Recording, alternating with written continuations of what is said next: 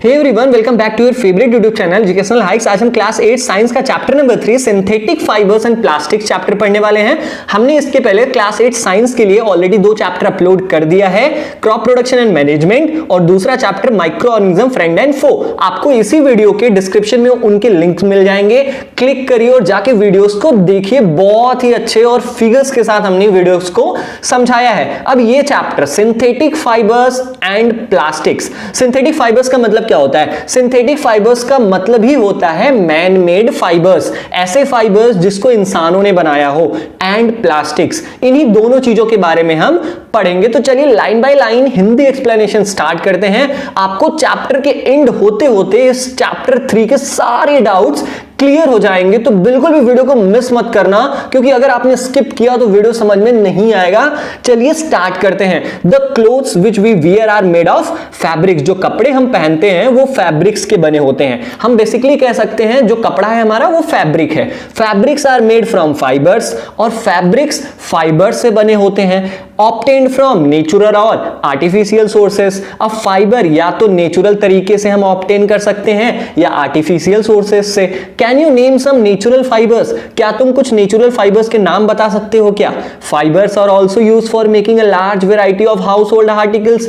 Fibres का जो use होता है, फाइबर्स का प्रयोग बहुत सारे घरेलू सामान बनाने में यूज होता है। Make a list of some common articles made from fibres. आपको लिस्ट बनाना है कुछ ऐसे घरेलू सामान का जो कि फाइबर्स की मदद से बने हैं। Try to separate them into those made from natural fibres and those made from artificial fibres. आपको क्या करना है, उन सारे घरेलू सामानों का नाम लिख लेना है जो कि फाइबर्स से बने हैं। अब आपको अलग करना है कि ये वाला नेचुरल फाइबर से बना है, ये वाला आर्टिफिशियल फाइबर से बना है। अब हमने आपका काम आसान करने के लिए नेचुरल एंड आर्टिफिशियल फाइबर से कौन कौन से घरेलू सामान बनते हैं उनकी लिस्ट हमने आपको दे दी है। जैसे सीरियल नंबर 1 रोप, रस्सी। रस्सी हमारा आर्टिफिशियल फाइबर से बनता है। उस फाइबर का क्या नाम है? नायलॉन। ठीक है। दूसरा सॉक्स, मोजे। मोजे हमारे आर्टिफिशियल फाइबर से बनता है। और किस फाइबर से बनता है? एक्रिलिक उसका नाम है। ठीक है। बॉटल, जो हम प्लास्टिक की बॉटल्स यूज करते हैं, वो पॉलिस्टर से बनता है, और पॉलिस्टर हमारा आर्टिफिशियल फाइबर है। लाइफ जैकेट, अब लाइफ जैकेट तो हमारा नेचुरल फाइबर से बनता है, सिल्क से बनता है लाइफ जैकेट हमारा। लाइफ जैकेट मतलब जानते होंगे आप, अगर हम शिप में है, पानी वाले जहाज में है, तो हमें समुद्र में जंप अगर करना है तो हम लाइफ जैकेट पहन के जंप करते हैं ताकि हम डूब ना जाएं। मैट, मैट मतलब चटाई। अब आप सबके घरों में चटाई होती है, और चटाई हमारा नेचुरल फाइबर से बना होता है। कौन से फाइबर से बनती है चटाई? जूट। जूट की मदद से हमारा मैट बनता है। तो आगे, why did you label some fibres as artificial? तुमने यहां पर लिस्ट में कुछ फाइबर्स को आर्टिफिशियल फाइबर क्यों कहा है? तुम्हारा क्या मतलब है आर्टिफिशियल फाइबर्स से? तो आर्टिफिशियल फाइबर्स मतलब मैन मेड फाइबर्स जिसे इंसानों ने बनाया हो। You have read in your previous classes that natural fibres like cotton, wool, silk etcetera are obtained from plants और एनिमल्स। तुमने अपनी क्लास 6 क्लास 7 में पढ़ा है कि कुछ नेचुरल फाइबर्स जैसे कि कॉटन हो गया, वुल हो गया, सिल्क, सिल्क का मतलब रेशम हो गया, ये सब हमें प्लांट्स एंड एनिमल से मिलते हैं, इसलिए इन्हें हम नेचुरल फाइबर कहते हैं। अब सिंथेटिक फाइबर्स जो इस चैप्टर का मेन है, जिसके बारे में हमें पढ़ना है, वो जान लो। The synthetic fibres on the other hand are made by human beings. हमने कहा ना कि ऐसे फाइबर्स जो कि ह्यूमन बींग्स के द्वारा बनाया गया हो, that is why these are called synthetic और मैन मेड फाइबर्स। इसीलिए ऐसे फाइबर्स जिसे इंसानों ने बनाया है उसे हम सिंथेटिक या मैन मेड फाइबर्स कहते हैं। आगे चलते हैं, देख लेते हैं What are synthetic fibers? Synthetic fibers क्या होते हैं? Try to recall the uniform pattern found in a necklace of a beads joined with the help of a thread. आप इस ये माला को देखिए, इसमें मोती लगे हुए हैं छोटे छोटे। आप इसको थोड़ा ध्यान से देखिए। क्यों देखना है मैं आगे बता रहा हूं। और try to join a number of paper clips together to make a long chain as in figure 3.1। आप इन दोनों फिगर्स को देखिए, एक में हार है जिसमें मोती एक धागे से पिरोई गई है, दूसरा कागज का टुकड़ा है, उसको एक एक करके चिपकाया गया है, चेन बनाया गया है। अब आगे देखते हैं क्या है ये। अ synthetic fibre is also a chain of small units joint together. अब सिंथेटिक फाइबर भी हमारा ऐसा ही होता है, ये छोटी छोटी स्मॉल यूनिट से बनके एक बहुत लार्ज यूनिट बना लेता है। ठीक है, each small unit is actually a chemical substance. और जो नेचर ये आर्टिफिशियल फाइबर, जो सिंथेटिक फाइबर्स में जो छोटे छोटे यूनिट्स होते हैं ना, इनको हम क्या कहते हैं? इनको हम केमिकल सब्सटेंस कहते हैं। Many such units combine to form a large single unit called polymer. अब ये छोटे छोटे जो सिंगल यूनिट्स है ना, वो कंबाइन होते हैं, एक साथ मिल जाते हैं और एक बड़ा यूनिट बना लेते हैं जिसको हम पॉलीमर कहते हैं। मतलब यहां तक आपको इतना पता चला कि सिंथेटिक फाइबर्स, ये जो चेन दिख रही है ना आपको, इसी की तरह एक फाइबर होता है जो कि बहुत छोटे छोटे यूनिट से मिलकर बना होता है। जैसे ये मोतियों से मिलकर बना है ना, वैसे ही हमारा सिंथेटिक फाइबर्स भी बहुत छोटी छोटी यूनिट से मिलकर बना होता है। वो यूनिट्स केमिकल सब्सटेंस का यूनिट होता है। अब क्या यूनिट का नाम क्या है? उसको हम मोनोमर कहते हैं। तो छोटे छोटे यूनिट से वो बड़ी यूनिट बनाता है जिसको हम क्या कहते हैं? पॉलीमर कहते हैं। आगे देखते हैं, the word polymer comes from two Greek words. Polymer शब्द कहां से आया? ये ग्रीक वर्ड है, मतलब ग्रीस देश का ये वर्ड है। पॉली का मतलब होता है बहुत सारे और मर का मतलब होता है छोटे छोटे हिस्से। तो बहुत सारे छोटे छोटे हिस्से को हम पॉलीमर कहते हैं। समझ गए आप? यस, आगे चलते हैं हम। Polymer occurs in nature also. Polymer जो है हमारा, वो हमारी प्राकृतिक तौर से भी पाया जा सकता है। जैसे कि कॉटन हो गया, cotton for example is a polymer called cellulose. अब कॉटन मतलब तो आप जानते हो रुई, रुई का जो पॉलीमर होता है वो उसको हम कहते हैं सेलुलोज। अब पॉलीमर सेलुलोज है तो ये जो पूरा सेलुलोज है वो छोटी छोटी यूनिट से मिलकर बना होगा, और वो छोटे छोटे यूनिट्स किसके हैं? ग्लूकोज के यूनिट्स हैं। तो ग्लूकोज यहां पर हमारा मोनोमर हो गया और सेलुलोज हमारा क्या हो गया? पॉलीमर हो गया। तो आई थिंक आपको समझ में आ गया होगा। बेसिकली हमने यहां तक ये पढ़ा कि जो छोटे छोटे यूनिट्स से मिलकर बड़े यूनिट्स बनते हैं उसी को हम सिंथेटिक फाइबर्स कहते हैं। छोटे छोटे यूनिट्स को हम मोनोमर कहते हैं और बड़े बड़े यूनिट्स को हम क्या कहते हैं? पॉलीमर कहते हैं। आगे चलते हैं, टाइप्स ऑफ सिंथेटिक फाइबर्स। अब सिंथेटिक फाइबर्स कितने टाइप के होते हैं? तो बेसिकली सिंथेटिक फाइबर हमारे 4 टाइप्स के होते हैं। पहला हमारा रेयॉन, दूसरा नाइलॉन, तीसरा हमारा हो गया पॉलिस्टर और चौथा हो गया हमारा एक्रिलिक। इस पार्ट में हम इन्हीं चारों के बारे में पढ़ेंगे। तो चलिए शुरू करते हैं रेयॉन से। अब आपने अगर नाम सुना है रेयॉन तो ठीक है, नहीं तो इसके बारे में आपको फुल डिटेल देता हूं। चलिए शुरू करते हैं। You have read in class 7th, तुमने क्लास 7th में पढ़ा है कि जो सिल्क फाइबर होता है ऑब्टेन्ड फ्रॉम सिल्क वॉर्म, वो एक इंसेक्ट से पाया जाता है। सिल्क फाइबर का मतलब होता है रेशम, रेशम का धागा। रेशम का धागा किससे मिलता है हमें? वो एक इंसेक्ट से मिलता है। उस इंसेक्ट का नाम है silk worm. Was discovered in China, ये सबसे पहले खोजा गया था कहां पर? चाइना में। And was kept as a closely guarded secret for a long time, और चाइना ने काफी लंबे समय तक इसे छुपा के रखा क्योंकि ये जो सिल्क फाइबर, ये जो रेशम है, बहुत महंगा मिलता था। Fabric obtained from silk fibre was very costly. अब जो कपड़े बनाए जाते थे इस रेशम से, रेशम के धागे से, वो बहुत महंगे मिलते थे। हमने पहले भी सुना है ना, रेशम की साड़ी लेते आओ, तो ये सब बहुत महंगी चीजें हैं। रेशम मतलब बहुत कॉस्टली चीज है। But it's beautiful texture fascinated everybody, लेकिन इसका जो बहुत सुंदर सा बनावट होता है कपड़े का, ये सबको अपनी ओर लुभा लेता है, अट्रैक्ट कर लेता है। Attempts were made to make silk artificially, बहुत प्रयास किया गया कि रेशम को लैब में बनाया जा सके, काश इसे इंसान बना ले। Towards the end of the 19th century, और जैसे ही 19th सेंचुरी खत्म होता है, मतलब 1895 से लेकर 1900 तक के बीच की बात है ये, क्या हुआ उसमें? Towards the end of the 19th century, जैसे ही 19वीं शताब्दी खत्म होती है, scientist were successful in obtaining a fibre having properties similar to that of silk. और साइंटिस्ट ने बहुत ढूंढा कि सिल्क जैसा कुछ बना पाए, और उन्होंने एक ऐसा फाइबर तैयार किया जिसकी जो प्रॉपर्टी, जिसकी जो क्वालिटी थी ना, वो सिल्क से मिलती जुलती थी। Such a fibre was obtained by chemical treatment of wood pulp. अब ये ये बहुत इंपॉर्टेंट है। अब ये फाइबर जो सिल्क के बराबरी वाला जो फाइबर था जिससे साइंटिस्ट ने बनाया था, वो किस चीज से मिला था? वो वुड पल्प से मिला था। वो वुड पल्प का मतलब क्या होता है? अगर आपने कभी कटी हुई लकड़ी देखी होगी तो कटी हुई लकड़ी में जो गोल गोल सी लकड़ी होती है उसके बीच में एक बहुत वेट सा, नाजुक सा एक हिस्सा होता है जिसको हम वुड पल्प कहते हैं। उसको बीच से निकाला जाता है क्योंकि उसमें सेलुलोज की मात्रा बहुत अधिक होती है।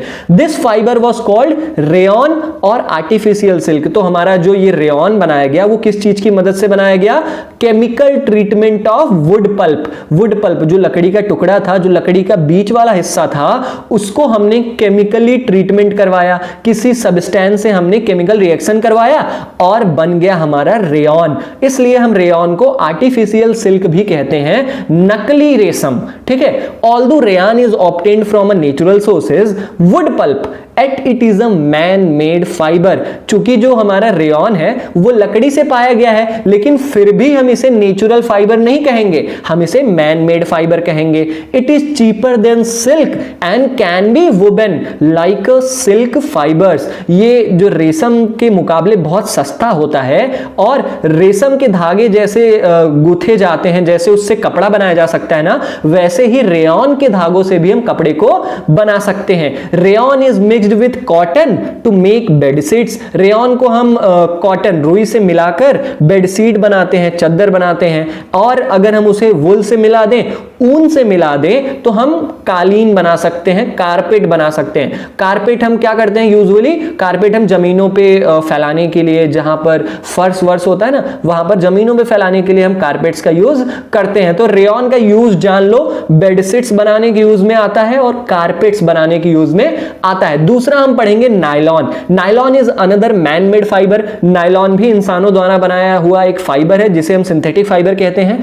इन 1931 की बात है, it was made without using any natural raw material. जैसे कि हमने रेयॉन का पढ़ा, रेयॉन हमारा लकड़ी को रॉ मटेरियल यूज करके तब तो बनाया गया था रेयॉन, लेकिन जो नायलॉन था ना, it was made without using any natural raw material. ये किसी भी नेचुरल रॉ मटेरियल की मदद से नहीं बनाया गया था, बल्कि it was prepared from coal, water and air. ये कोल से, कोयले से, पानी से और हवा से रिएक्शन करवा के बनाया गया था और it was the first fully synthetic fibre. और ये इंसानों द्वारा बनाया गया पहला आर्टिफिशियल फाइबर था, क्योंकि जो रेयॉन था वो तो नेचुरल सोर्स से पाया गया था, इसलिए हम उसको परफेक्ट मैन मेड फाइबर नहीं कहते। लेकिन जो हमारा नायलॉन है वो परफेक्ट मैन मेड फाइबर है। Nylon fibre was strong, elastic and light. जो नायलॉन के धागे होते हैं ना, वो बहुत ही मजबूत होते हैं,